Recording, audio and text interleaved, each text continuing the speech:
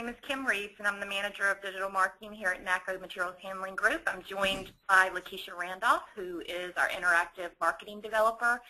And we're just going to talk a little bit today about what our mobile app strategy was and how we came about choosing Snappy. And just so everybody has an understanding of what it is that we do for NACCO Materials Handling Group. We work in brand management, and we're basically responsible for all of the digital initiatives that happen for marketing, like our public websites. We have a dealer portal that we manage for our dealers, and then we also manage our mobile sales tools, which the Snappy app falls into.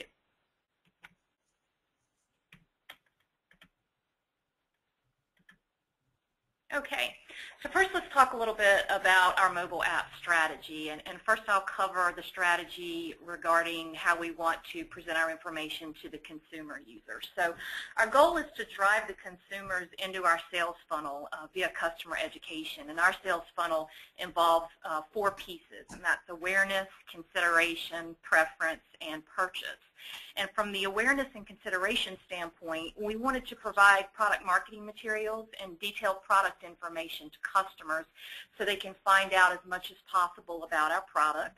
We wanted to give them tools that would allow them to learn about our lift trucks at their own pace and in an environment of their choosing.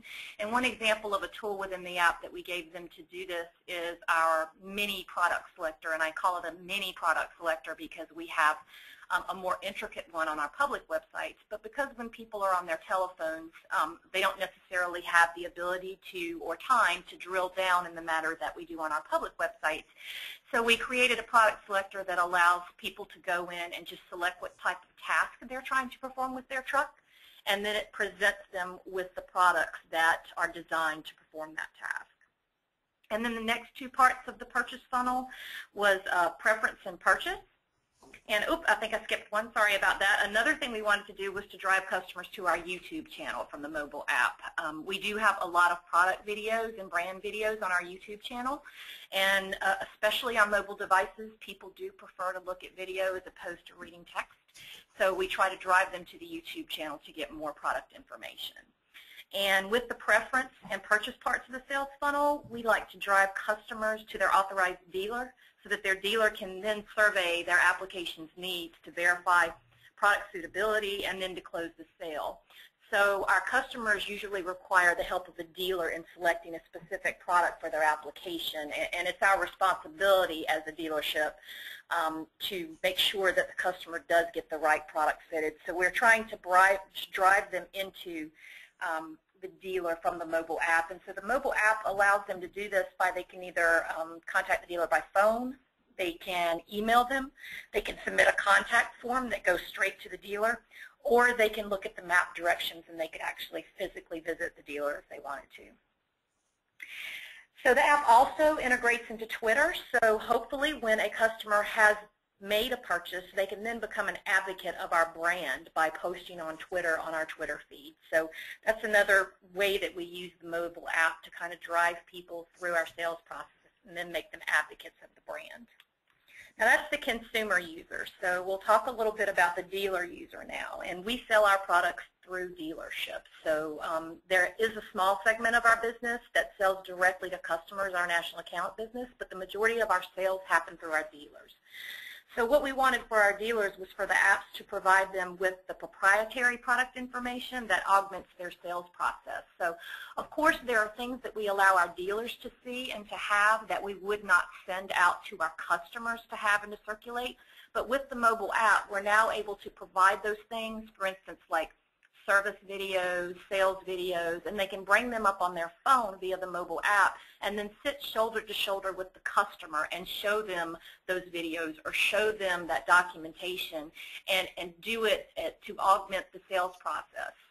Now the customer doesn't actually have access to this information, nor should they, but having it on the mobile phone, the dealer is able to easily sit down and share it with them shoulder to shoulder, which we're completely comfortable with. And another thing we wanted with our mobile app is for it to integrate with our existing cloud services, either via an API or some other type of protocol. We're doing this right now with Box. So for example, we have a lot of media out on Box that we have for our dealers. So that proprietary content that I was talking about, a lot of that sits on Box. And we're able to integrate Box with the Snappy platform and with the mobile app so that we can serve that information up via the mobile app, and it's easy to do. We're only having to maintain that information in one place, and that is on Box, and it's automatically showing up in the mobile app as a result of that integration.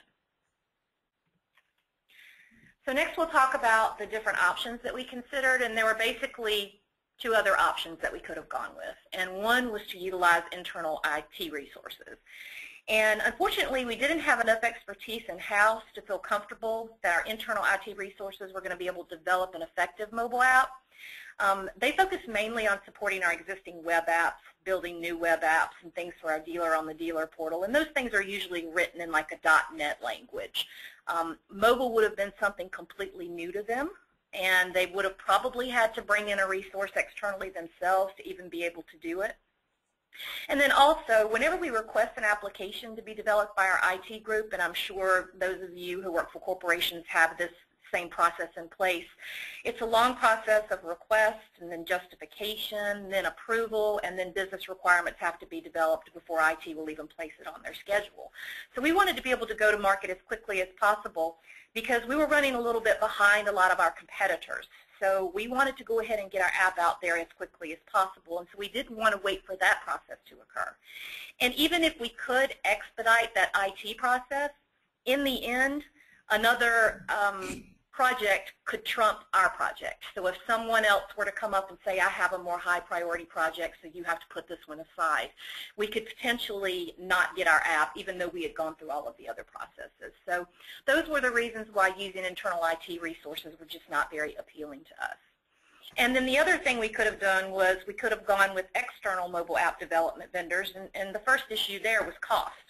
Some of the vendors were charging as much as like $80,000 to build an app just right out of the gate. And that didn't even take into consideration the ongoing hosting and the application maintenance costs. We did not have that kind of money in the budget to be able to fork that out to an external vendor. And also, we have a pretty extensive vetting process that we have to go through before we can contract an external vendor. I mean, from the point of the first engagement to the signing of the non-disclosure agreement, sometimes work, can take weeks or months by the time you've gotten through this whole process. And then the more vendors you choose to vet, the longer that process is. So again, we wanted to try to avoid that lengthy process. So doing it ourselves was a very appealing option. And so that's what we're going to talk about now, and that is why we decided that we would do it ourselves. So first of all, we decided to do it ourselves to be more cost-effective. Snappy is a very cost-effective platform. There's a lot of cloud development tools out there, and essentially most of them are far more cost-effective than using an external vendor. But Snappy was the most cost-effective and had the most options to be able to allow us to do what we wanted to do with our mobile apps. The speed to develop using Snappy, we were able to start immediately, so we didn't have those issues of waiting. A cloud-based development platform like Snappy is ready to go as soon as you get an account set up. And we didn't have to transfer any knowledge to anyone. We could just jump right in and start creating our vision ourselves. And if our stakeholders had feedback that required changes, then we could immediately go in and make those changes using Snappy. It wasn't a process of, okay, first you show it to your stakeholders, and then you gather that information, and then you go back to your external vendor, and then you wait for them to make the changes. We were able to be very responsive in that and do things very quickly. And also, there was no need to vet a vendor now. If we're going to be doing it ourselves, we didn't have to worry about a vendor not having enough marketing knowledge to understand what we were trying to accomplish. Different companies go to market differently with their product, and being able to develop the app ourselves just allowed us to build an app that precisely followed what our marketing strategy is. We didn't have to explain to the vendor or provide details about our sales funnel. So all of that made it very attractive for us to use the Snappy platform. So the next thing we're going to talk about is how Snappy empowered you. And I think the best person to talk about this is going to be Lakeisha Randolph. She's going to share with you how the application, how the Snappy app empowered her to do all the things that we needed to do. Because essentially she was tasked with creating this app. So she's going to be able to speak to how Snappy allowed her to create it. So with that, I'm going to give that to Lakeisha. Okay. And as Kim said, with Snappy, with it being a cloud-based tool, as soon as we acquired Snappy, we were able to start using the tool immediately to start developing our mobile apps. We were able to develop the apps as fast as we wanted to develop the apps, as well as make any changes to our scope of the apps at any time during the app process without any additional cost from our side. Also, Snappy had many of the features and elements in their platform that we wanted to use in our mobile apps. We have options such as our deal locator, Twitter, and YouTube integration. They all were things that Snappy had as elements like out of the gate. So those things were like standard options with the Snappy platform, so that allowed us to kind of get that done pretty quickly. Also, with Snappy, they have a cut and paste feature. So that allowed us to kind of create certain features and then be able to use those within the app multiple times without having to recreate them over and over again, as well as they have the ability to create your own widgets. And those, with widgets, you can create functionality and use them through different apps. So sometimes we have features that we want to use in multiple apps. So instead of having to create that feature over and over again in each app, we were able to kind of copy and paste and use that widget in multiple apps. So that kind of saved a lot of time. And lastly, we were also able to, once the apps were done, we were able to preview and test the apps with a web-to-phone copy, and that allowed our stakeholders, such as the vice presidents and directors, to actually be able to test the mobile apps on their mobile devices.